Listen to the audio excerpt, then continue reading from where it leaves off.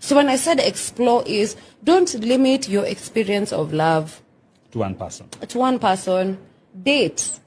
I didn't say go sleep around. I said date. Okay. Go out on a date, maze.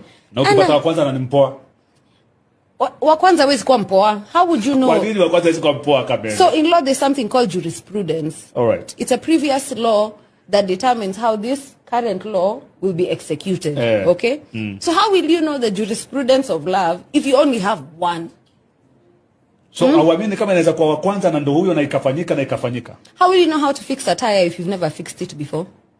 Sio. Si ndo hii gari yako moja ndo hii moja tu. Sasa upate flat tire moja. Uende uitengeneze. Msaya kulipishe 2,500 bob kutengeneza flat tire. Okay? You in your entire life you'll think now 2,500 bob is how much it costs to fix a flat tire. You get what I mean? Okay. So explore, just go and see. So exploring your meaning. Aya, sasa umepata boy na boy tuseme ana makosa. Unamwacha tu because you want to explore. Ama what do you mean? No, unaweza kana you know. And if someone else comes seme sasa hama anakuja seme can we go have Chinese? Yeah. You've never eaten Chinese. Nenda kakule Chinese. Enda ukule Chinese. Okay. Mwingine akuja seme have you ever tried sushi?